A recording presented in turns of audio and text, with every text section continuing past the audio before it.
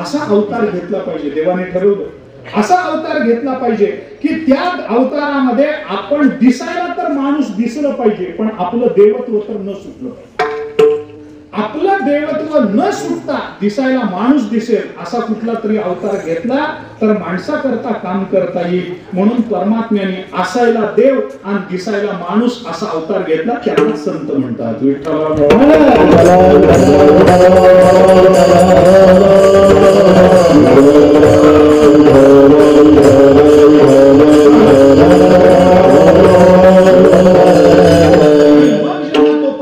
संतांच्या रूपाने अवताराला आला, मग त्या परमात्म्याला मात्र परित्राणाय साधूना करता आलं नाही, विनाशाय च दुष्कृता करायचं कारण उरलं नाही. जो परमात्मा दुर्जनाच्या विनाशाची भाषा करतो तोच परमात्मा ज्ञानोबरांच्या रूपाने अवताराला आला की त्यांच्या नाशाची भाषा करत नाही. मग जे फळांची व्यंकटी सांगतो, मग तो फळ मरावीत असं म्हणत नाही, फळांची बुद्धी फक्त बदलून जावी एवढीच अपेक्षा करतो. मग संतांच्या रूपाने अवताराला आल्यानंतर सज्जनाचे नाव घ्यायचं कारण राहिलं नाही, दुर्जनाचे नाव घ्यायचं कारण नाही. सज्जन आणि दुर्जन या दोघांच्या मधल्यांची नाव. अवतार तुम्हा अवतार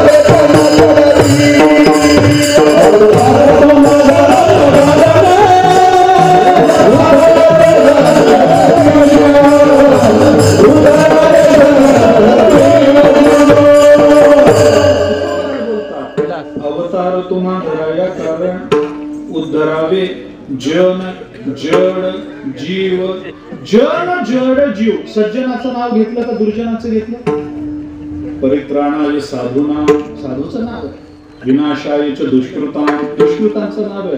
पण उद्धरावे जन जड जीव कुणाकरता आले? ज्ञानोबराय कुणा करता?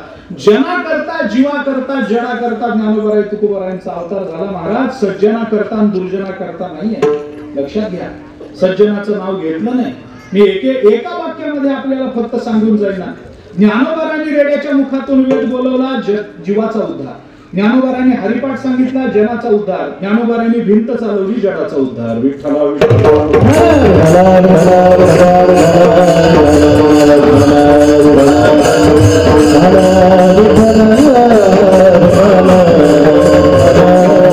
आणि म्हणून तुकोबाराय त्यांच्या अवताराची मीमांसा करताना या तिघांची नावं घेतात. संत महात्म्य अवताराला येतात. कशा करता? संत परमात्माच आहे, पण संतांच्या रूपाने अवताराला यावं लागतं, कारण कार्यशैलीमध्ये फरक पडतो, प्रयोजनामध्ये फरक पडतो. थोडस उदाहरण अजून थोडं लांबवायचं झालं तर अजून साध्या भाषेमध्ये बोलतो. मला सांगा, भगवंतांनी कुरुक्षेत्रावरती गीता सांगितली. कुणाला सांगितली? अर्जुनाला सांगितले. मला सांगा, तिथं ऐकायला अर्जुनाशिवाय दुसरं कोणी नव्हतंच का? होतं ना. अर्जुनापेक्षा चांगले अधिकारी होते. अर्जुनाचेच वडील बंधू धर्मराज युधिष्ठिर, सत्य प्रतिज्ञा असणारे, कधी खोटं न बोलणारे, त्यांना गीता सांगावी का नाही? उलट चांगलं झालं असतं, खरं बोलणाऱ्याला गीता सांगितली, किती आनंद झाला असता. भीष्माचार्यांसारखा भगवत भक्त कुरुक्षेत्रावर होता, बोलवायचं भीष्माचार्य ऐका, मी तुम्हाला काही तत्वज्ञान सांगतो म्हणून. सांगितलं नाही. कुणाला सांगितलं? संन्यास घेऊन आला आणि संन्यास घ्यायला गेला आणि बायको करून आला. कुणाला गीता? गीता कुणाला? संन्यास घ्यायला गेला आणि बायको करून आला, त्याला गीता. ऐका, मी काय म्हणतो ते ऐका. गीता कुणा करता? ना भीष्माचार्यांना सांगितले ना अर्जुनाला सांगितले. संन्यासी तुवा होनी जनी चोरोनी नेली माझी भगिनी. बरोबर, भगवान बोलतात अर्जुनाला माझी भाषा नाहीये. संन्यास घ्यायला गेलास अर्जुनानं बायको कर, तेव्हापासून संन्यासाबद्दल लोकांच्या मनात संशय हे संन्यासी दिसले की लोक चांगला विचार करतच नाही. काय भानगड आहे देव जाणे. आता तुम्ही तर नाशिकच्या जवळ राहणारी मंडळी आहे, तुम्ही काय सांगावं? काय सांग, संन्यासी तुला होली जणी चोरवली नेली माझी भगिनी. अरे अर्जुना, संन्यास घ्यायला गेलास आणि दुसऱ्याची बहीण चोरून आणलीस आणि तिच्याबरोबर लग्न करून परत आलास, त्याला गीता सांगितलं. बर, मला सांगा, एवढं सैन्य होतं, एवढे चांगले अधिकारी होते, पण गीता सांगितली किती जणांना? फक्त एक अर्जुना. भागवत काढा, एकादश स्कंधामध्ये भगवंताने उपदेश केला कुणाला? उद्धवाला. किती जणांना? एकटा होता.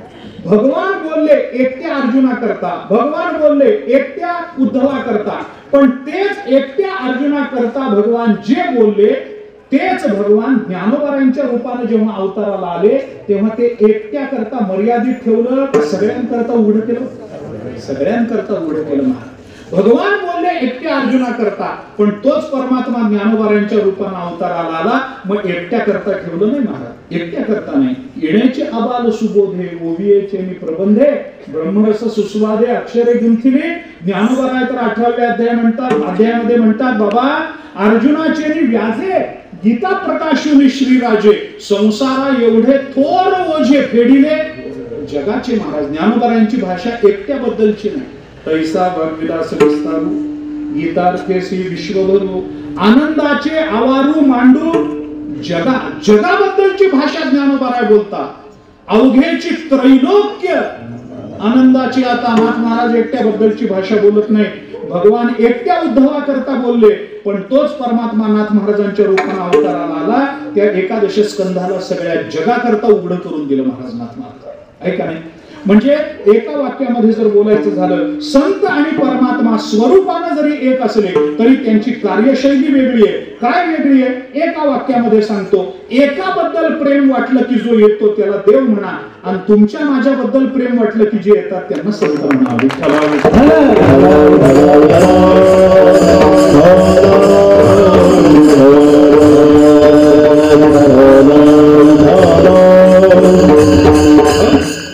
संतांना पुन्हा एकदा अवताराला यावं लागतं, कारण दोघांची कार्यशैली वेगळी. संत दुष्टांना परमात्मा दुष्टाला मारतो, संत दुष्टाला सज्जन बनवतात. परमात्मा एकाबद्दल प्रेम जिव्हाळा ठेवतो, संत महात्मे जगाबद्दल प्रेम जिव्हाळा ठेवतात. कितीतरी फरक आपल्याला करता येत नाही असं नाही. तुमच्या माझ्या करता संत महात्म्याने हे केलं. मी किती उदाहरणं सांगतो आपल्याला. तुकोबारांच्या जीवन चरित्रामध्ये त्या अनगडशहा फकीराचं चरित्र आहे. अनगडशहा फकीर मोठा पोचलेला फकीर होता. रामेश्वर भट्टांनी तुकोबारांचे अभंग बुडवले आणि तिथून परत जाताना अनगडशहाची तो आश्रम लागला. तिथं विहीर होती. त्यांना वाटलं संध्याकाळच्या वेळेला विहिरीत उडी काहीतरी स्नान वगैरे करावं म्हणून विहिरीत उतरले. अनगडशहानी बघितलं, त्यांना सांगितलं, या विहिरीचं पाणी या गावातली लोक पितात. तुम्ही आतमध्ये आंघोळ करून ते विहिरीचं पाणी घाण करू नका. तुम्हाला स्नान करायचंय ना, पाणी बाहेर काढून स्नान करा. काय अडचण? सगळ्यांच्या हिताचा विचार केला पाहिजे. त्यांना वाटलं हा कोण मला सांगणार. ते तसेच आत उतरले. आधीच तुकोबारांचा अपराध झाला होता, आता पुन्हा अजून एक अपराध. अनगडशहाचं ऐकलं नाही, तो रागावला. त्यांनी वरून त्याचा, अरे मी सांगितलं होतं तुम्हाला पोहायला जाऊ नका, आता आत ऐसाही तयार करू. बस. अनगडशहा फकीर होता, पोचलेला फकीर होता. फकीर म्हणजे भीक मागणारा नाही. कबीर महाराजांनी फकीराची व्याख्या केली. फकीर होकर फिकीर करे ओबीसाला गद्दा आहे. कबीर महाराज म्हणतात, ज्याला फिकीर नसते त्याला फकीर म्हणतात. उद्याची ज्याला फिकीर नाही की नाही, आम्हाला सगळ्यांना उद्याची फिकीर आहे. नित्य उठून या, आम्हाला फिकीर आहेच आहे सगळ्यांना. ज्याला फिकीर नसते तो फकीर असतो. त्याने सांगितलं ऐसे तसेच व्हायला लागले. बाहेर आले की अंगाची लाही लाही व्हायला लागली. पुन्हा पाण्यात गेलं की बरं वाटायचं. काय करावं काही कळेना. ज्ञानोबारांचे भक्त होते. अंगाला ओली उपरणी वगैरे गुंडून त्यांच्या विद्यार्थ्यांना ज्ञानोबारांच्या समाधी समोर नेलं. ज्ञानोबारांच्या समाधी समोर त्या रामेश्वर भट्टांनी निर्वाण मांडलं. ज्ञानोबारांनी त्यांना दृष्टांत दिला, बाबा माझ्याच्यानं काही होणार नाही, माझ्याकडे येऊ नका. तुमच्या अंगाचा दाह कमी व्हायचा असेल एक उपाय. काय उपाय? इथं जवळ देहू नावाचं तीर्थक्षेत्र आहे. तिथं तुकाराम महाराज नावाचे भगवत भक्त राहतात. त्यांच्या कृपा आशीर्वादाने काही फरक पडला तर पडेल, मी काही करू शकत नाही. झालं. ज्याचा अपराध केला होता त्याची पाय धरायची पाळी आली. झाले. गेले तुकोबारायांकडे गेले, तुकोबारायांना शरण गेले. तुकोबारायांनी एका अभंगामध्ये अंगाचा दाह पूर्ण केला. तुकोबारायांनी त्यांना सांगितलं, बाबा तुम्ही चिंता करू नका, तुमच्या अंगाचा दाह होतो ना, हरकत नाही. तुम्ही जेवढा जास्त त्रास करून घ्याल तेवढा जास्त तुम्हाला त्रास होतो. मग काय करा? काही करू नका. मग अंतःकरण शुद्ध ठेवा, चित्त शुद्ध तरी शत्रू मित्र होती. व्याघ्रहीन खाती सर्पतया, सर्पतया व्याघ्रहीन खाती सर्पतया,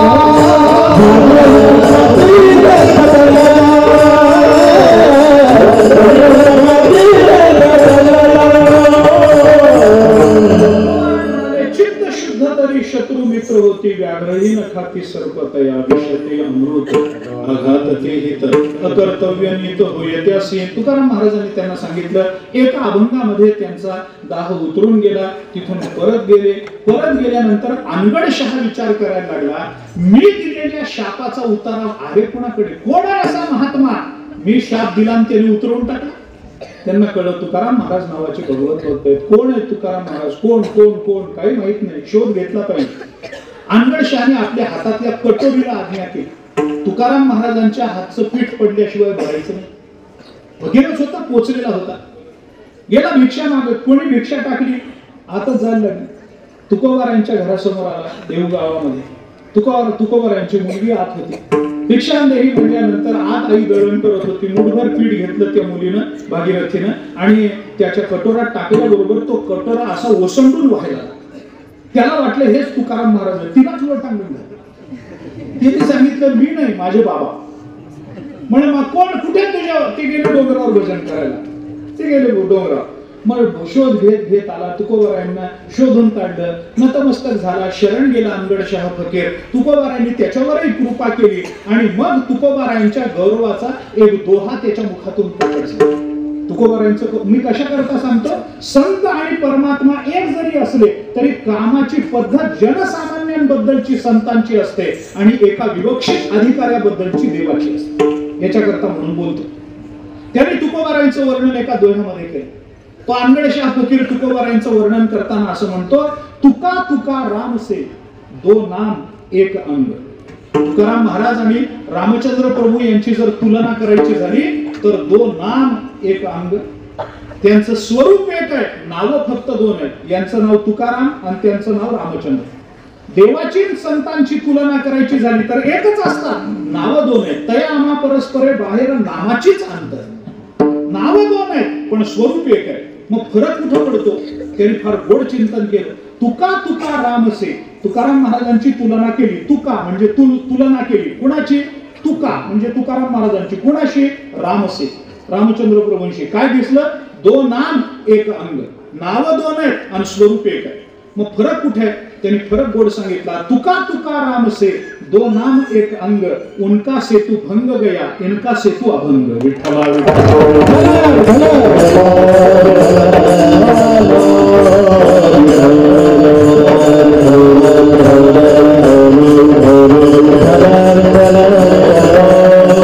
रामचंद्र प्रभूंनी लंकेपर्यंत जाण्याकरता सेतू बांधला, तो भंग पावला.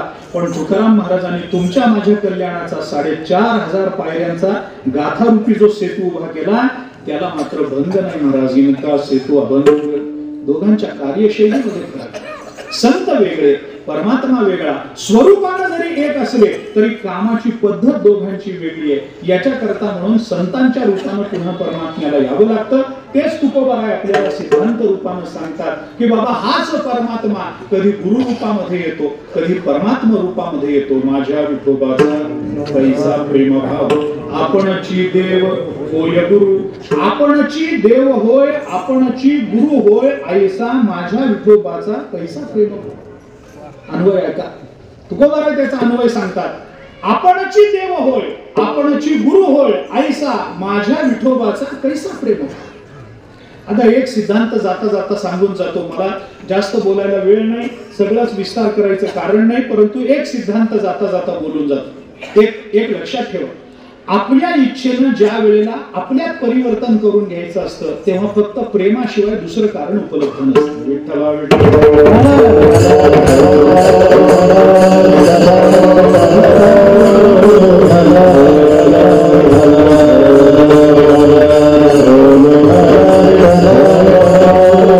आपणची देव होय कशामुळे? प्रेमभाव.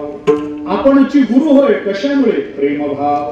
पण एकाबद्दलचा प्रेमभाव आपणची देव होय, जगाबद्दलचा प्रेमभाव आपणची गुरु. ऐसा माझ्या विठोबाचा ऐसा प्रेमभाव, असं माझ्या विठोबाचा काय अलौकिक प्रेमभाव आहे हे तुकोबाराय प्रेमभावाबद्दल या अभंगामध्ये बोलतात. भगवंताचा प्रेमभाव तुकोबाराय बोलतात. त्या प्रेमभावाच्या अधिष्ठानावरती तो परमात्मा भगवत रूपात किंवा संत रूपात प्रकट होतो हे तुकोबाराय बोलतात. परंतु मला आता तो सगळा विचार मांडायचा नाही. ऐका, मी थोडं पुढे बोलतो. या अभंगाची एक पद्धत आहे, या अभंगाची एक ठेवण आहे. तुकोबारायांचा प्रत्येक अभंग एका विलक्षण आणि विशिष्ट रीतीने बांधला गेलेला. जरी त्यांच्या मुखातून येणारी वचन सहज असली, तुका तरी सहज बोले वाणी त्याची घरी वेदांत वागे बोले. तुकाराम महाराज म्हणतात माझी वाणी सहज असली तरी वेदांत पाणी भरतो त्या वाणीत. ही वाणी साधी नाही, त्याच्यामध्ये काही शास्त्र आहे, त्याच्यामध्ये काही चिंतन आहे, त्याच्यामध्ये आपल्या जीवनाच्या कल्याणाचा मार्ग साधं समजून आहे. सहज बोलणे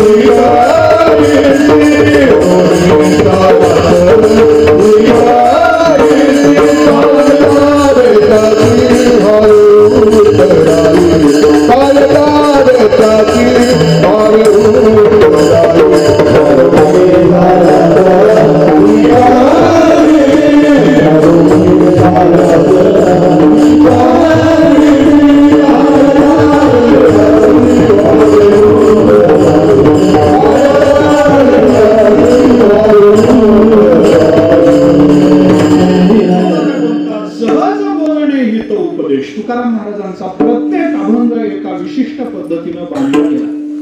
सगळेच अभंग आपल्याला कळतील अशातला भाग नाही. त्यांचा हेतू कळावा एवढी आपली बुद्धी व्यापक नाही. त्यांच्या शब्दाच्या अंतरंगापर्यंत पोहोचावं इतकी भगवंताची अजून कृपा नाही. काही करता येत नाही. परंतु जे अभंग आपल्याला कळतात, ज्या अभंगाची मांडणी कळते, ज्या अभंगाचं शब्द रूपानं बोध होतो अभंगाचा, आपलं जीवन ते अभंग धन्य धन्य धन्य करून जातात. मी साधं सरळ बोलतो. अभंग एका विशिष्ट पद्धतीने बांधला गेला. एका शास्त्रीय रूपाने या अभंगाचं चिंतन आहे. मी चिंतन सगळं मांडत नाही, नुसता अभंगाचा एक प्रारूप काय आहे, त्याचा आकार काय आहे तेवढा सांगतो. पुढे जातो. सरळ सरळ 5 चरणाचा अभंग आहे. पहिल्या चरणामध्ये तुकोबारांनी सिद्धांत मांडला. नंतरच्या 3 चरणामध्ये तुकाराम महाराजांनी त्या सिद्धांताच्या सिद्धीकरता युक्तिवाद दिले आणि शेवटच्या चरणामध्ये त्या युक्तिवादाकरता प्रमाण दिले.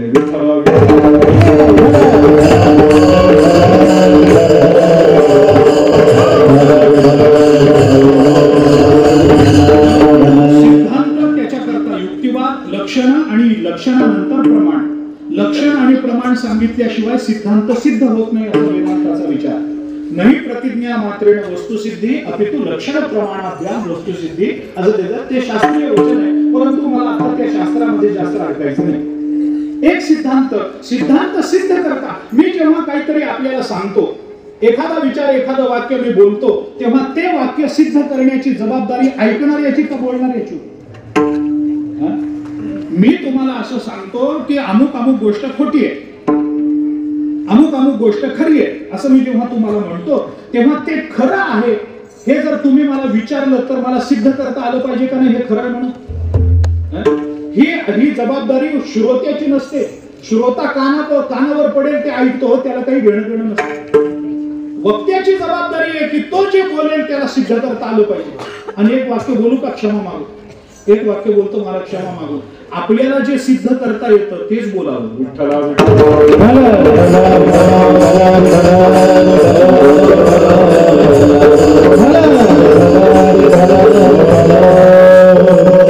सांगोवांगीचं बोलण्यात तात्पर्य नसतं. आपल्याला जे जे सिद्ध करता येतं तेच आपण बोलावं. आपण म्हणजे कीर्तनामध्ये बरं तेच बोलावं. आपण पसारा बोलण्यामध्ये अर्थ नाही. मी कशा करता बोलतो ते ऐका. माझा मुद्दा असा चाललाय की तुकाराम महाराजांचा अभंग आहे. एक वचन पहिलं जे चरण आहे ते एक सिद्धांत मांडणार. नुसता सिद्धांत मांडून चालत नाही. तो सिद्धांत सिद्ध करण्याकरता काही लक्षणं सांगितली पाहिजेत, काही युक्तिवाद केले पाहिजे. आणि त्या युक्तिवादाला नुसते युक्तिवाद देऊन चालत नाही, त्याला काही प्रमाण पाहिजे. ते प्रमाण दिलं पाहिजे. तुकोबाराय प्रस्तुत अभंगामध्ये पुराणाचं प्रमाण देतात. तुका म्हणे नाही विश्वास ज्या म्हणे पहावे पुराणी विचारुनी. पुराणाचं प्रमाण काढून तुकाराम महाराजांनी दिला. सिद्धांत, युक्तिवाद आणि प्रमाण अशा 3 अंगाने तुकाराम महाराजांनी या अभंगाची मांडणी केली, रचना केली. माझे बोलणार नाही, त्या मांडणीच्याही अंतरंगामध्ये जाण्याचं कारण नाही. तुकोबाराय या अभंगामध्ये सिद्धांत मांडतात. प्रेमभाव हे त्याचं कारण सांगतात. का परमात्मा भगवत रूपात आणि संत रूपात अवताराला येतो, तुकोबाराय त्याचं कारण सांगतात. प्रेमभाव माझ्या विठोबाचा कैसा प्रेमभाव. प्रेमभाव हे कारण तुकोबारायांनी सांगितलं. पण मी थोडंसं पुढे बोलतो.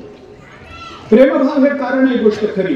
पण नुसता प्रेमभाव जर या अभंगातला घेतला तर त्याला काही अर्थ नाही. नुसत्या प्रेमभावानं काही होत नाही. नुसतं प्रेम आहे, प्रेम आहे, प्रेम आहे, प्रेम आहे, काही उपयोग नाही त्याचा.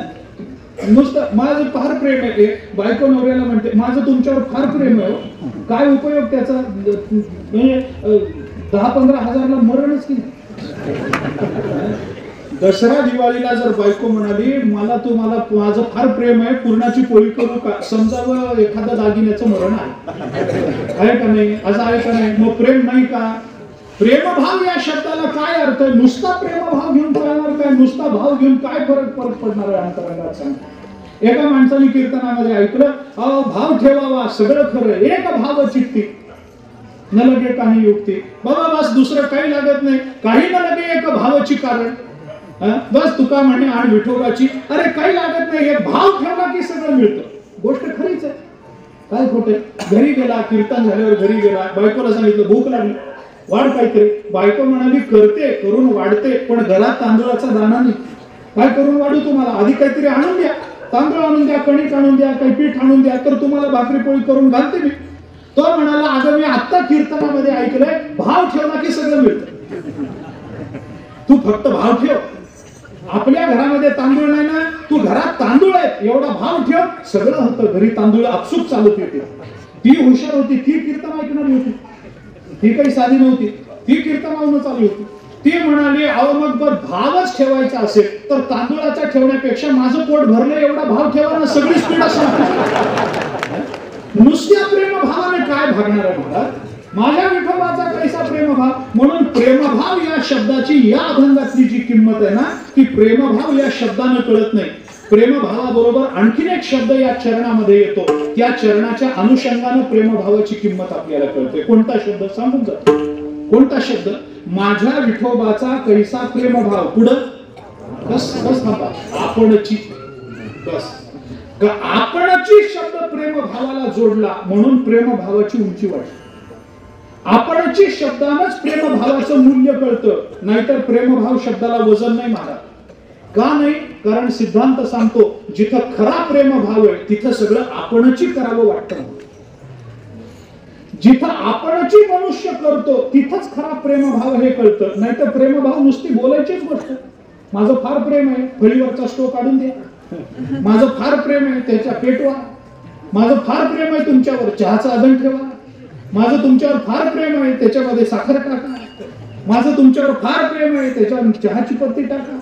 माझं तुमच्यावर फार प्रेम आहे, दूध टाका. माझं तुमच्यावर फार प्रेम आहे, कपात गाळा. माझं तुमच्यावर फार प्रेम आहे, मला आणून द्या. आणि माझं तुमच्यावर फार प्रेम आहे, उरला तर तुम्ही प्या. अरे प्रेम आहे म्हणत कधी काटा काढून जाते बायको, पत्ता लागत नाही. आणि कशाचं प्रेम आलं? प्रेम बोलायची गोष्ट नाही महाराज. प्रेम नाहीये सांगता बोलता दाविता, अनुभव चित्ता चित्त जाणे. तुकोबाराय प्रेम बोलायची गोष्ट नाही. मग अंतःकरणातलं प्रेम हे कृतीतून जोपर्यंत अभिव्यक्त होत नाही तोपर्यंत त्या प्रेमाचं मूल्य नाही.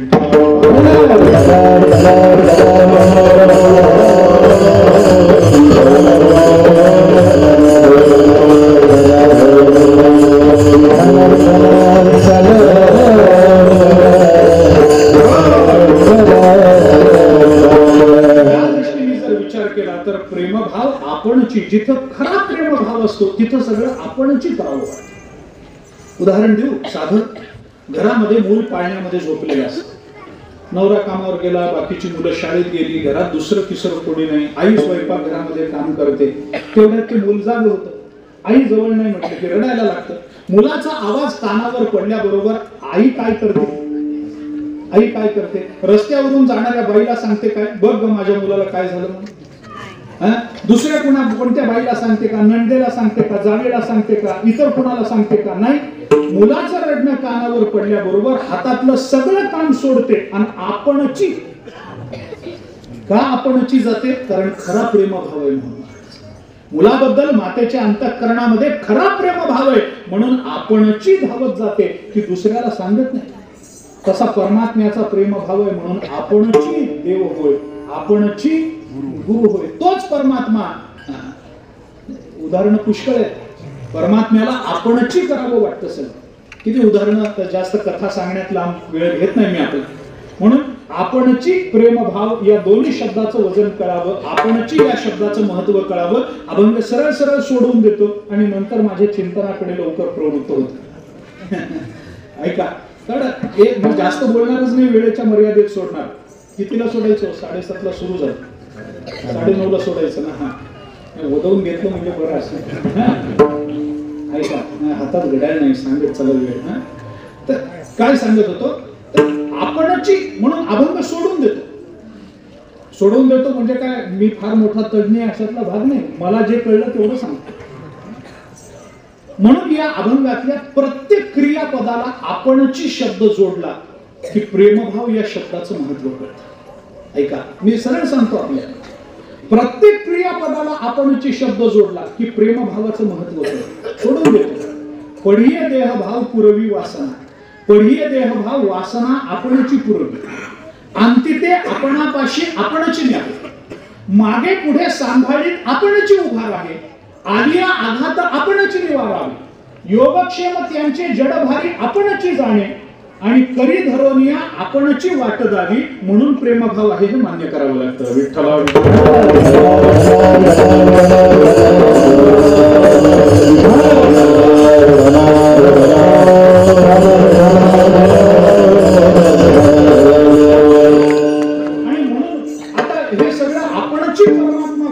हे जर तुम्हाला पटत नसेल तर तुकोबारा म्हणतात माझ्याकडे प्रमाण आहे ना, माझ्याकडे प्रमाण आहे. तुका म्हणे नाही विश्वास ज्या मनी, पहावे पुराणी विचारोनी, पण आपणची. दुसऱ्याला सांगू नका पुराणात बघून आम्हाला सांगा म्हणून. आपणची विचारोनी पहावे तर पटतं, नाही तर पटत नाही. लक्षात घ्या, आपणची परमात्मा सगळं करतो, आपणची करतो महाराज. नाहीतर त्याला काय अडलंय मला सांगा ना. बसल्या जागी संकल्पानं सगळं करता येतं. ते एके दिवशी त्या बिरबलांनी बादशहाकडे गोकुळाष्टमीची रजा मागितली. महाराज म्हणे उद्या गोकुळाष्टमी, मला दरबारात येणं होणार नाही, रजा द्या. बादशहाने विचारले गोकुळाष्टमी काय? त्याला काय माहिती, काय भानगड? उद्या भगवंताचा आमच्याकडे अवतार होतो, रात्री 12 वाजता अवतार होतो, दिवसभर आम्हाला मग प्रवचन कीर्तन भजन हे सगळं असतं, उपास असतो, त्यामुळे उद्या अनेक लोक माझ्या घरी येणार, कार्यक्रम होणार, मला काही दरबारात येणं होणार नाही. बिरबलाने त्या बादशहाने विचारलं, बिरबल तुझा देव अवताराला येतो, खाली येतो? हो म्हणे, खाली येतो, आमच्यात येतो. बादशाह म्हणाला मला एक सांग बिरबल, ज्याच्या येण्यानं काम होतात तो मोठा का ज्याच्या नावानं काम होतात तो मोठा? तुम्ही सांगा, ज्याच्या नावानं काम होतात तो मोठा का ज्याला स्वतःला यावं लागतं तो मोठा? नावानं काम होतात तो मोठा. नुसतं नाव घेतलं की काम झालं पाहिजे महाराज, त्याला स्वतःला करावं लागत नाही ते. आतापर्यंत कोणता तरी आमदार आणि खासदार कधीतरी किराणा माल आणताना तुम्ही बघितलाय का? त्याच्या नावानं माल येतो घरामध्ये. आपल्याला जर घरामध्ये फोडणी लागली तर मोहरी आणायला आपल्याला जावं लागतं. बायकोंचे जाओ मोहरी संपली घेऊन या. आता मला सांगा, फोडणी काय फक्त आपल्यालाच लागते, मंत्र्याला लागत नाही का? अरे आपल्याला फक्त मोहरीचीच लागते. त्यांना कशा कशाच्या फोडण्या लागतील काय सांगावं महाराज. कधी आणायला गेलेलं, अरे त्याचं नाव सांगितलं की माल घरी येतो, मोठा माणूस आहे, काय करतात त्याला? नावानं काम होतात तो मोठा. अरे तुझ्या देवाला स्वतःला यावं लागतं, काय महत्व आहे त्याचं? आमचा देव बघ नाव घेतलं की काम होतं.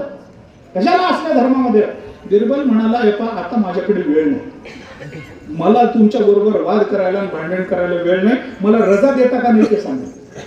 रजा मंजूर करून घेतली. गेला कार्यक्रम झाला. 8-15 दिवस असेही जाऊ दिले. सगळा विसर पडल्यानंतर बिरबलांनी बादशाहला एके दिवशी सांगितलं, म्हणे महाराज यमुनेला फार चांगलं पाणी आलं, आपण सगळेजण नावेमध्ये बसून जरा फिरून येऊ.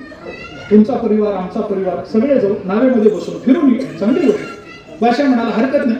म्हणे सगळेजण 50 नावा सजवल्या नावाड्याने. राजाचा परिवार, बिरबलाचा परिवार, अनेक त्याच्या मंत्र्यांचे परिवार, मुलं बायको सगळे घेऊन निघाले. बिरबलांनी बादशाहला सांगितलं, महाराज तुमचा मुलगा माझा मुलगा एकाच वयाचे आहेत, तुमच्या मुलाला माझ्या नावेमध्ये ठेवतो, म्हणजे दोघं एकत्र गप्पा मारतील खेळतील, हरकत नाही. राजपुत्राला आपल्या नावेमध्ये ठेवून घेतलं. नावा निघाल्या. राजालाही काही वाटलं नाही, शेजारी नाव आहे काय एवढं त्याच्यामध्ये. नावा निघाले. यमुनेच्या मध्यात प्रवाहात नावा आल्या. त्याबरोबर बिरबलांनी काय केलं, त्या राजपुत्राला नावेमध्ये लपवून ठेवलं. एक मोठा दगड घेऊन पाण्यामध्ये टाकला आणि राजपुत्र बुडाला बुडाला बुडाला बुडाला आरडाओरडा केला. शेजारी राजाची नाव, बादशाहचे नाव शेजारी. बादशाहने बघितला राजपुत्र बुडाला, माझा मुलगा पडला, पाण्यात पडला, पाण्यात पडला. इकडं तिकडं बघितलं, सरळ उठला, उडी मारली. खाली जाऊन बघतो ते एवढा मोठा दगड.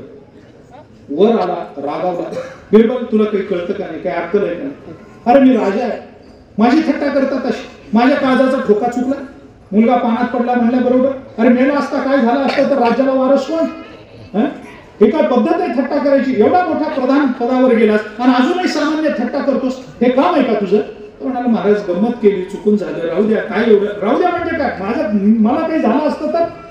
अरे माझा मुलगा पडला म्हणल्याबरोबर माझा ठोका चुकला, मला काही. बरं महाराज वर या, अंग कोरडं करा. कशाचं वर या, तुला काहीच कसं वाटत नाही? बादशाह बोलायला लागला. बिरबलाने त्याला वर घेतलं, दुसरे कपडे दिले, सगळं दिलं कोरडं. राजा बसला. अंगात क्रोधाचा पारा उतरला नव्हता.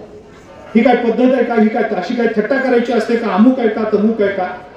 बिरबल म्हणाला महाराज मला क्षमा करा, पण मला एका प्रश्नाचं उत्तर द्या. तुमचा मुलगा पाण्यात पडला हे कळल्यानंतर आमच्यासारखे इतके मंत्री होते ना, कुणालाही म्हणायचं बघ बाबा, बघ उडी मारून बघ माझा मुलगा पडला. नाही, ज्यांचं सबंध आयुष्य या पाण्यामध्ये गेलं ते 50-50 नावाडी आपल्या बरोबर.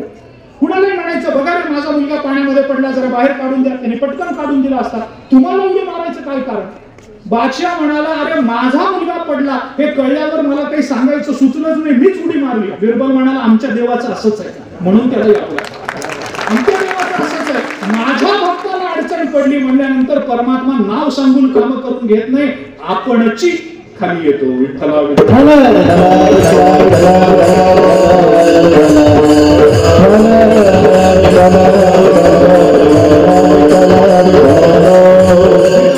सांगतो आपणची देव होय गुरु. अरे प्रेमभाव असेल तर हरकत नाही, पण आपणची शब्दाने त्या प्रेमभावाची उंची तुकाराम महाराजांनी वाढवली. तुकाराम महाराज म्हणतात असा हा परमात्मा आपल्या करता म्हणून देव रूपाला आणि आपल्या करता म्हणून गुरु संत रूपाला आपल्या करता म्हणून अवताराला येतो. अभंगाच्या पहिल्या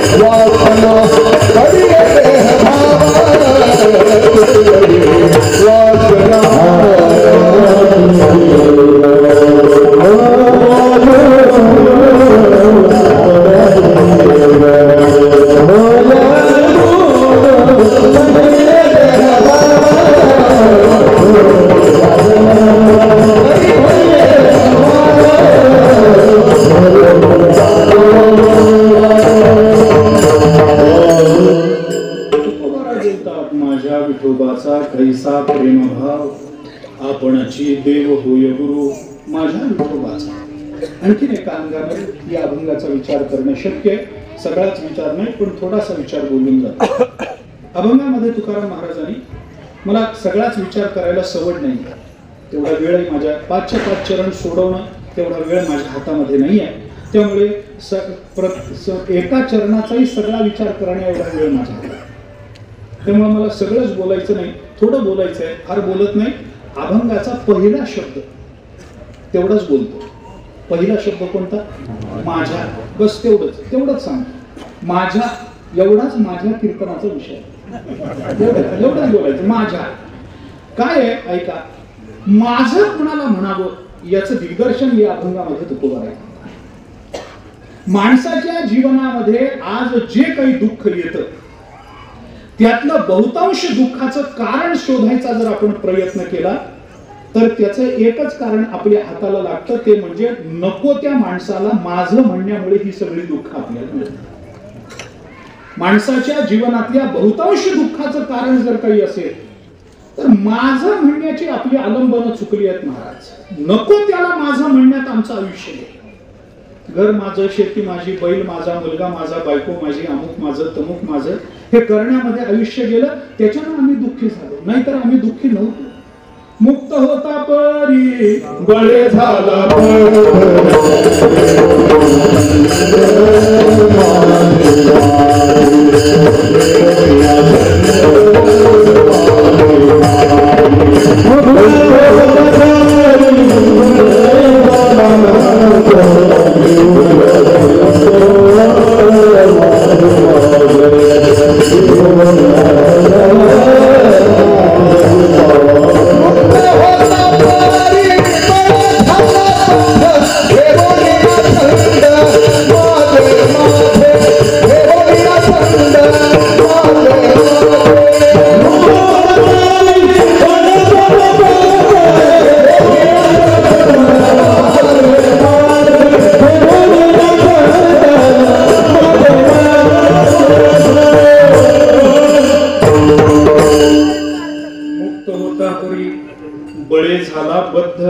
कशामुळे झालं? घेऊन या छंद माझे माझे. आम्ही माझं कुणाला म्हणावं हे आम्हाला कळत नाही. हे आमच्या दुःखाचं फार महत्वाचं कारण. नको त्याला माझं म्हणत बसलो, मग माझं कुणाला म्हणावं ते संतांनी आपल्याला सांगितलं. कुणालाही या जगतामध्ये माझं म्हणू नये. मग माझं कुणाला म्हणावं? दोघेच जण माझे असतात, एक परमात्मा आणि दुसरे संत. संपलं. तिसऱ्याला माझं म्हणायचं कारण नाही. या अभंगामध्ये तुकोबारायांनी आपल्याला त्याचं दिग्दर्शन केलंय. त्याचा थोडासा विचार आपल्या समोर मी ठेवतो. कुणालाही माझं म्हणण्याचं कारण नाही. माझं म्हणण्याचं कारण नाही याचा अर्थ काय करायचा त्याचाही विचार स्वतंत्र आहे. आता बोलत नाही. आम्ही कुणाला माझं म्हणतो, कुणालाही म्हणतो माझं म्हणू नये. मग कुणाला म्हणावं? एकतर देवाला म्हणा. माझ्या विठोबाचे नाम अट्टहासे उच्चारा माझ्या विठोबाचे. त्याला माझा विठोबा, माझा संतांनी त्याला माझं म्हटलंय. नाही तर संतांना माझं म्हटलंय. विवेक सागरा सख्या माझा, ज्ञानेश्वरा माझा, ज्ञानोबा माझे, तुकोबा माझे, त्यांना माझं म्हटलं पाहिजे. नाथ महाराज कोणालाही माझं म्हणत नाहीत. कोणाला म्हणतात? कैवल्याचा पुतळा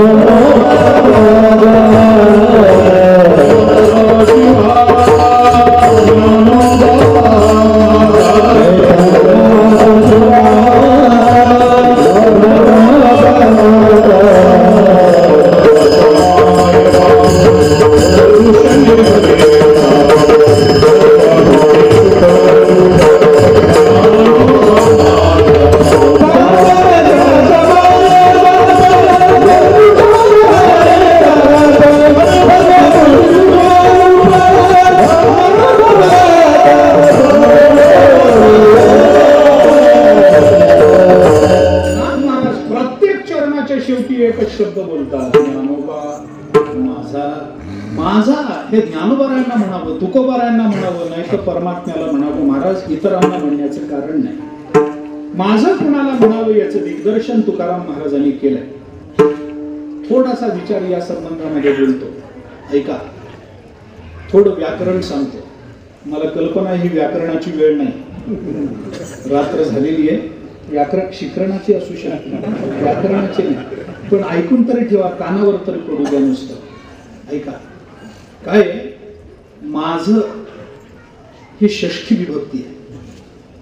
माझं ही षष्ठी विभक्ती आहे. आपल्याला विभक्ती प्रत्यय शाळेवर आता लक्षात कोणाच्या राहिलं नाही, पण तरी ऐकायला विभक्ती प्रत्यय आताही जे शिकत असतील त्यांना माहिती असेल, शिकवत असतील त्यांना माहिती असेल.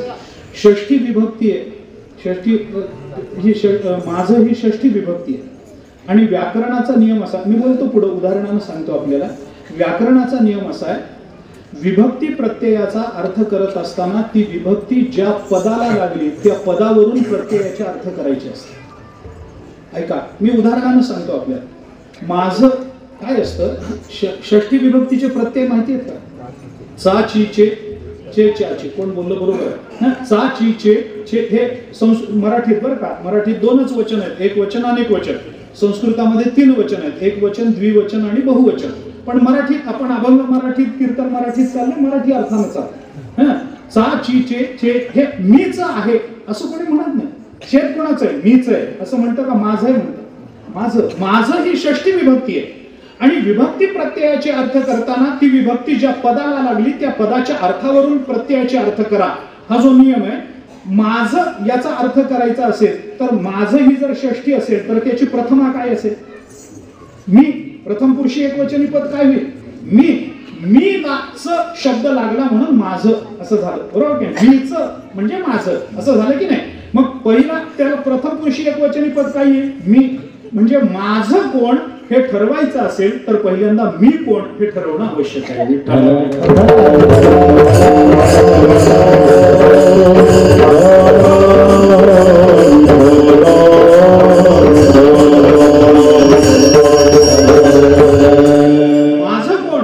ठरवायचं असेल तर पहिल्यांदा मी कोण हे ठरवणार. मी कोण हे कळलं नाही, माझं कोण हे कळणारच नाही ना. माझं कोण हे कळणारच नाही, मी कोण. म्हणून ज्ञानोबारायांनी फार महत्वाचा विचार आपल्याला सांगितलाय. आहे मी हा कोण, करावा विचार म्हणे ज्ञानेश्वर निवृत्तीचा. मी कोण आहे याचा पहिला विचार करा, म्हणजे मग माझं कोण आहे हे आपल्याला ठरवलं. ज्याला मीच कळालं नाही त्याला माझं कसं कळत नाही. विचार करा ना, मी जर मुलगा असेल तर बाप माझा, मी जर बाप असेल तर मुलगा माझा, मी जर पती असेल तर पत्नी माझी, मी जर पत्नी असेल तर पती माझा, नाही का? मी जर विद्यार्थी असेल तर शिक्षक माझा, मी जर शिक्षक असेल तर विद्यार्थी माझे, असं आहे ना? मी जर गायक असेल तर स्वर माझा, लय माझी, बरोबर की नाही? मी जर गायक असेल तर लय माझी माने, मी जर पखवाज वाजवणारा असेल तर स्वर माझा, म्हटलं पाहिजे का? मी जर कीर्तनकार असेल तर श्रोते माझे, म्हटले पाहिजेत का नाही? मी जर श्रोता असेल तर 2 तासापुरता का होईना पण कीर्तनकार माझा, 2च तास म्हणा, जास्त नाही, पण 2 तासापुरता का होईना कीर्तनकार माझा म्हणावा लागेल, प्रवचनकार माझा म्हणावा लागेल की नाही? हे सगळं मी कोण याच्यावर ठरताना. मी जर नेता असेल तर जनता माझी, मी जर जनता असेल तर नेता माझा, मी जर कीर्तनकार असेल तर पाकिट माझं. काय चुकलं काय? बरोबर आहे ना? सरस. म्हणजे मी कोण हे ठरवल्याशिवाय माझं कोण हे आपल्याला ठरवता जर येत नसेल तर तुकोबाराय या अभंगामध्ये विठोबा माझा म्हणतात. मग मी कोण हे तुकोबारांनी कुठं सांगितलं? मी कोण हे ठरल्याशिवाय माझं कोण ठरत नाही ना. मग विठोबा माझा कशावरून म्हणतात? म्हणून नंतरच्या 3 चरणामध्ये ते युक्तिवाद पहा आणि मग विठोबा माझा म्हणा. विठ्ठला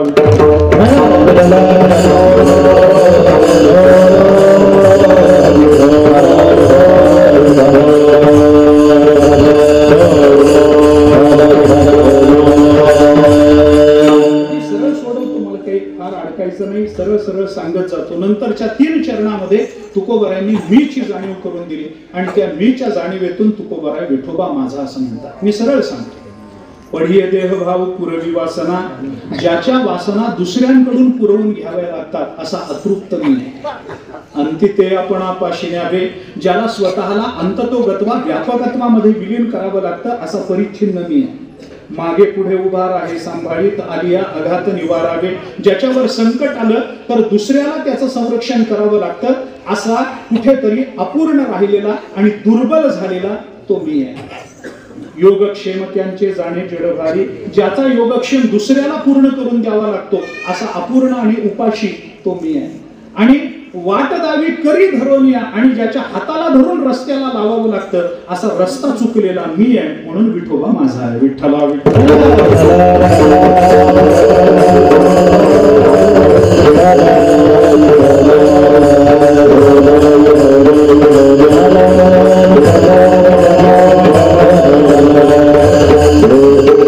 असा मी आहे. अनाथ, अपराधी, पतित, आगळा, परी पाया वेगळा नका करू असा मी असल्यामुळे ज्याच्या पाया वेगळा नका करू म्हणून मागणी करावी लागते तो माझा असतो. विठ्ठला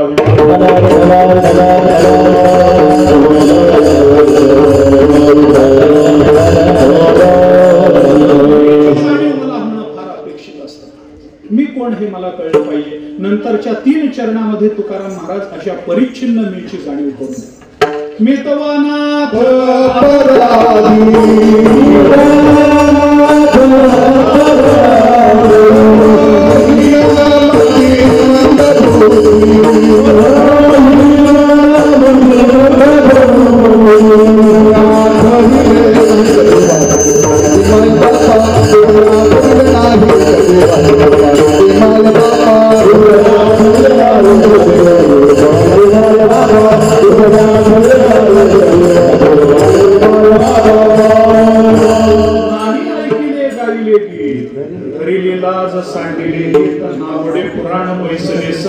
काय केलं मी केली बहुत परनिंदा.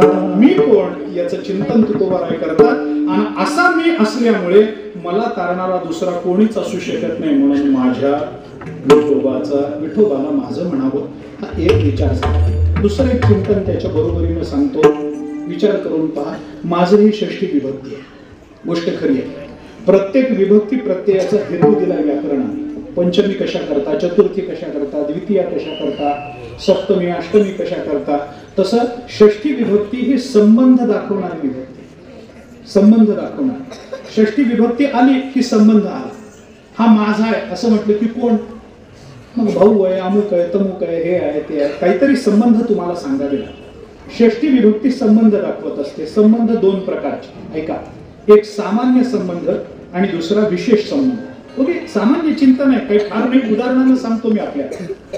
एक सामान्य संबंध आणि दुसरा विशेष संबंध. सामान्य संबंधाला विशेष संबंधाची नेहमी अपेक्षा असते. विशेष संबंधाच्या जोडीशिवाय सामान्य संबंध कळत नसतो. उदाहरण सांगतो मी आपल्याला. कल्पना करा, रात्रीचे 2 वाजले, तुम्ही घरामध्ये झोपलाय. झोपल्यानंतर अचानक दरवाजा वाजला. खट खट खट खट खट दरवाजा वाजला. दरवाजा वाजल्याबरोबर लगेच उठून उघडता का? नाही. आतून एक प्रश्न विचारला, कोण आहे? कोण आहे म्हटलं की बाहेरचा माणूस म्हणतो मी आहे. मी आहे म्हटलं की उघडता का? नाही. मग काय विचारता? मी कोण? आता मला सांगा, कोण आहे? मी आहे. मी आहे कोणी म्हणू शकतो ना. दरोडेखोर म्हणू शकतो मी आहे. चोर म्हणू शकतो मी आहे. तुम्हाला मारायला आलेला मारेकरी म्हणू शकतो मी आहे. बायको म्हणू शकते मी आहे. मित्र म्हणू शकतो मी आहे. मुलगा म्हणू शकतो मी आहे. मेहुणा म्हणू शकतो मी आहे. कोणी म्हणू शकतो ना मी आहे. मग मी आहे म्हटलं की मनुष्य उघडत नाही. मग मी कोण? मग तो म्हणतो तुमचा मेहुणा. मग किती रात्र झाली तरी उघडावं लागतं. त्याला इलाज नाही, ते उघडावंच लागतं. आता मग रात्री 2 वाजू नाही 3 वाजू. मी का सांगतो? नुसतं मी आहे एवढं बोलून हा सामान्य संबंध झाला. मी तुमचा मेहुणा आहे या विशेष संबंधाची त्याला जोडला देत असतो. ऐका, नुसतं मी आहे म्हणून चालत नसतं. मी किती उदाहरणं आपल्याला सांगू. आम्हाला अनुभव आहे.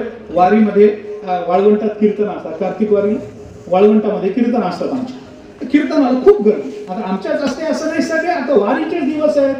पंढरपूर सारखं क्षेत्र आहे, सगळेच कीर्तन ऐकायला आलेले असतात. वाळवंटामध्ये सगळे येतात कीर्तन ऐकायला. ऐकण्याबद्दल माझं काहीच म्हणणं नाही. मोठ्या संख्येने लोक जमतात, हजारोच्या संख्येने वाळवंटात कीर्तन ऐकतात, काही म्हणणं नाही. कीर्तन झाल्यानंतर पाया पडायची फार मर्म असते. कशा करता मला अद्याप कळलं नाही. आमच्यासारख्याच्या पाया पडून काय मिळणार आहे? काय मिळणार? काय मोक्ष आम्हालाच मिळाला नाही, तुम्हाला काय मिळणार? काय मिळणार आमच्यासारखं? अरे मी तुमच्यासारखाच माणूस आहे. कंबर बांधून पटका बांधून फक्त कीर्तन करतोय, तुम्ही ऐकताय एवढंच आहे. माणसासारखा माणूस आहे. पाया पडण्यासारखं काय हो?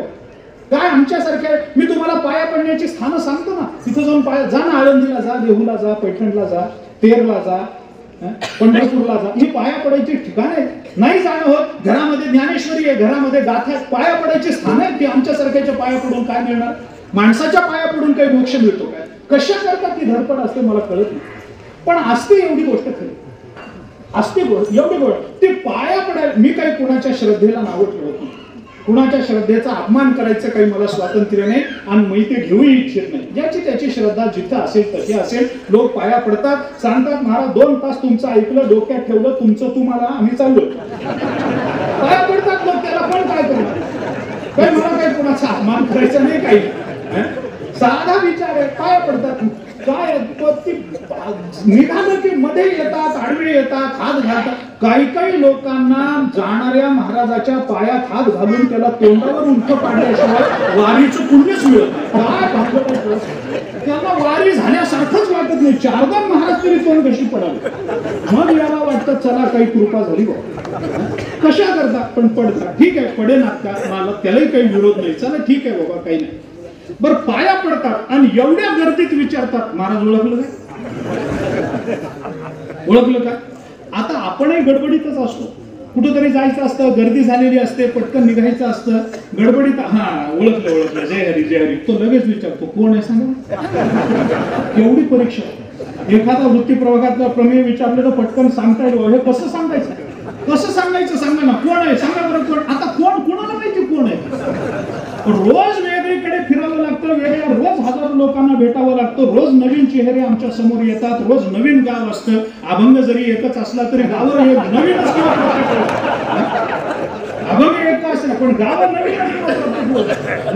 रोज नवीन गाव, रोज नवीन चेहरे, रोज नवीन माणसं. कसं लक्षात ठेवायचं, कसं बाबा तू कोण आहेस म्हणून. बरं काही काही वेळेला आपण प्रामाणिक असतो. तो विचारतो महाराज ओळखलं काय, प्रामाणिकपणानं नाही बाबा, चेहरा बघितल्यासारखा वाटतोय कुठेतरी, पण माफ करा मी काय ओळखलं नाही बरं तुम्हाला. प्रामाणिकपणानं सांगितलं की तो म्हणतो काय महाराज आमच्या घरी दूध पिऊन गेला तर आम्हाला तो महाराजाचं खाल्लेलं पिलेलं सगळं बाहेर काढतो. आमच्या घरी जेवण करून जाताना आम्हाला विसरता म्हणजे काय झालं? खादल्या पिदल्याचे राखेबा स्मरण, नामदेवरायांचा अभंग आहे. देवा ते सगळे संत डोक्यावर गोरोबा काकांनी जेव्हा आपटलं तेव्हा नामदेवराव गेले देवाच्या मागे. देवाला सांगितलं देवाची संत मंडळी येतील, मला मागतील, मी तुमच्या जवळ नाही असं खोटं सांगा, मी तुम्हाला खाऊ घातलंय मिठाला जागा. खादल्या पिदल्याचे राखेबा स्मरण, नामदेवराव देवाला बोलतात. आहे वाचा ते सगळं प्रकरण, फार गोड प्रकरण झालं. ते म्हणतात ओळखलं नाही, हा आमच्या घरी जेवण करून जाताना आम्हाला विसरता म्हणजे बरं ओळखलं कोण आहे सांगा. नाही ओळखलं, जेवण बाहेर काढतो तो सगळं. याच्यावर महाराज मी फार विचार केला, मला फार प्रसंग आले, मी याच्यावर फार विचार करून एक मधला मार्ग काढला. एक मधला, एका कीर्तनाला असंच गेलो, एकाने विचारलं महाराज ओळखलं, म्हटलं वा का नाही ओळखलं. ओळखलं कोणाला, कोण आहे सांगा. म्हणलं तू माणूस आहेस. माझा दृष्टांत संपला, लांबवायचं कारण नाही, मला एवढंच विचारायचंय, नुसतं माणूस आहेस एवढा संबंध सांगितला पुरल का? अरे काहीतरी सांगावं लागेल की नाही, त्याचं नाव तरी सांगावं लागेल, आडनाव तरी सांगावं लागेल, गाव तरी सांगावं लागेल, कुठं भेट झाली ते तरी सांगावं लागेल, प्रवासावरून वाद झाले का पाकिटावरून झाले, काहीतरी त्याचा विशेष सांगावं लागेल, तर मग माझा परिचय पटला असं म्हणावं लागेल का नाही. काहीतरी विशेष असेल. सामान्य संबंधाला विशेष संबंधाची जोड दिली पाहिजे. नुसता विठोबा माझा म्हणून चालत नाही. अरे विठोबा कुणाचा नाही सांगा ना, सगळ्यांचा आहे महाराज. ममाई वंश जीवलोके म्हणतो तो परमात्मा गीतेमध्ये, कुणाचा नाही विठोबा. पण माझा म्हटलं की तुझा कोण असं विचारावं लागेल. विठोबा माझा पण तुझा कोण, मग सांगावं लागतं. त्वमेव म्हणता चिरता त्वमेव बंधुश्च सखा, काहीतरी सांग. विठ्ठल बाप माय चुलता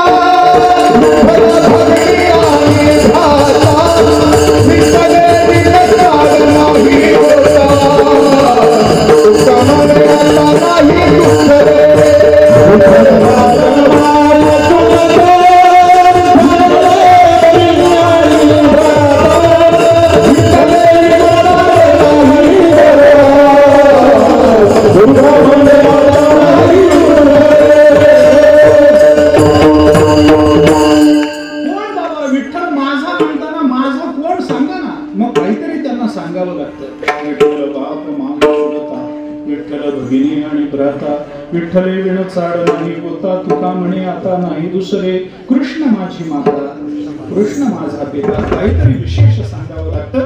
हे विशेष सांगितल्याशिवाय माझं जर कळत नसेल तर तुकोबाराय माझ्या विठोबाचा म्हणतात. विठोबा तुमचा कोण? नंतरच्या 3 चरणामध्ये तो विशेष संबंध तुकोबारायांनी सांगितला आहे. विठ्ठला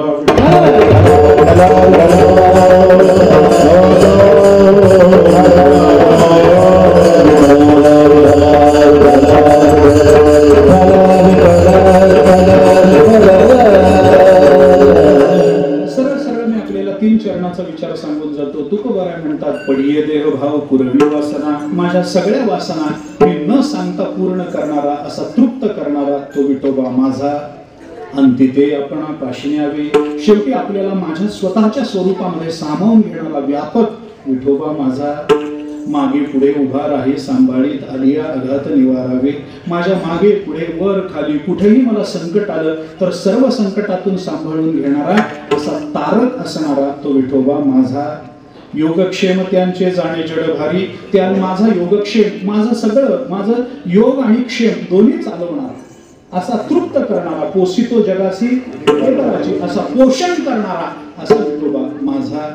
आणि वाट दावी करी धरोनिया, आणि करी धरोनिया वाट दावी, असा मार्गदर्शक विठोबा माझा.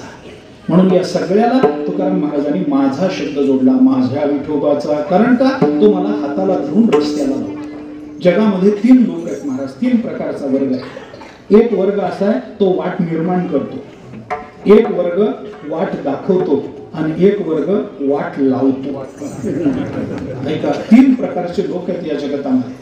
परमात्मा कोण? वाट दावी करी धरोनिया, करी धरोनिया वाट दावी, आहा कटकटा यो ओखटे मृत्यूलोकीचे उफराटे, येथ अर्जुना जरी अवचटे जन्मलासी तू, तरी झडझडोनी वहिला निघ, ये भक्तीची वाटे लाग, जिया पावसी अव्यंग निजधाम माझे, माझे अव्यंग निजधाम पावसी. याचा अर्थ तुकोबाराय म्हणतात, अंतिते आपणा पाशिन्या, आणि वाट दावी करी धरोनिया, ये भक्तीची वाटेला, या भक्तीच्या वाटेला लाग. हे संत महात्मे आपल्याला, परमात्मा आपल्याला सांगतो. आणि या सगळ्या कारणामुळे तुकोबाराय म्हणतात, माझ्या विठोबाचा. माझं कुणाला म्हणावं याचं चिंतन तुकाराम महाराजांनी प्रस्तुत अभंगामध्ये केलं. आणि त्याच्याकरता आपल्याला प्रमाण दिलं की जर याच्यावर तुमचा विश्वास बसत नसेल तर तुकाराम महाराज म्हणतात की तुम्ही पुराणाला विचारून बघा. अभंगाच्या शेवटी